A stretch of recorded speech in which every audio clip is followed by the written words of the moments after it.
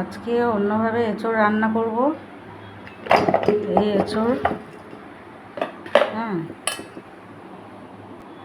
আজকে এঁচোড় মটন যেরকম রান্না করে ঠিক মটনের মতন কষিয়ে নেব। এই পেঁয়াজ বাটা দিয়ে দিলাম, আর একটু রসুন বাটা দিয়ে দিলাম, আর এই যে আদা বাটা আর লঙ্কা বাটা, সবই বাটা মশলা দিয়ে দিলাম, আর জিরে ধনে গুঁড়ো একসাথে, আর টক দই দিয়ে দিলাম। অন্যভাবে তো করি। আর একটু টমেটোর পেস্টও দিয়ে দিলাম, দিয়ে একটু নুন দিয়ে দিলাম, হলুদ দিয়ে দিলাম, আর সর্ষের তেলও দিয়ে দিলাম।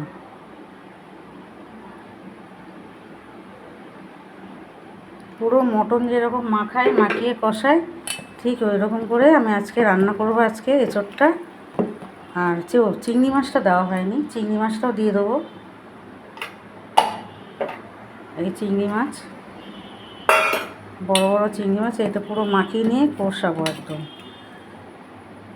এই যে মাখিয়ে রেখে দিয়েছি, এবার 20 মিনিট রেখে দেবো মাখিয়ে, তারপরে কষাবো।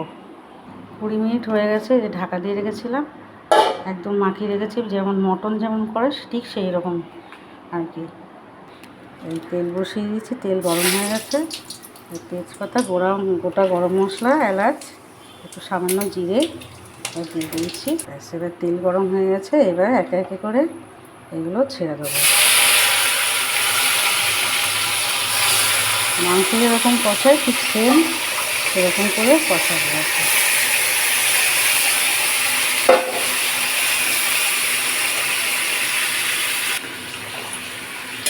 দিয়ে দিয়েছি কষিয়ে, কিন্তু আলু ছাড়া একদম, শুধু এঁচোড়, আলু দিইনি, পুরো আলু ছাড়া, যেরকম মটন যেরকম কষায় ওরকম করে কষিয়ে।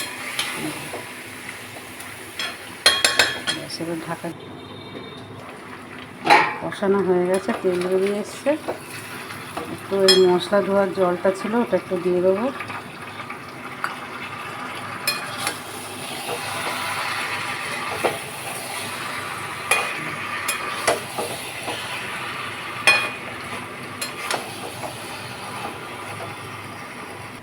এই যে এঁচোড় কষানো হয়ে গেছে, তেল বেরিয়ে এসছে।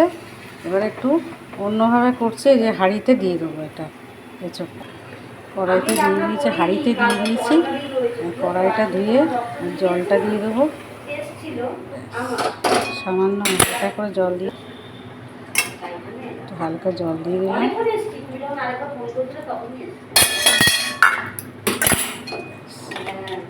আস্তে আস্তে ফুটবে, ঢাকা দিয়ে দেবো সিমে।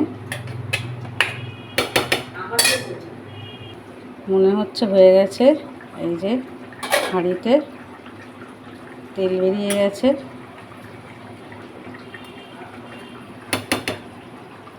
এবার মটন মশলা দিয়ে দেবো, মটন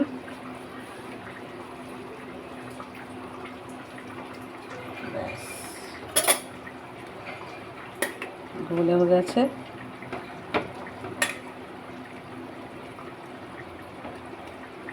গলে গেছে, খুব সুন্দর গলেও গেছে।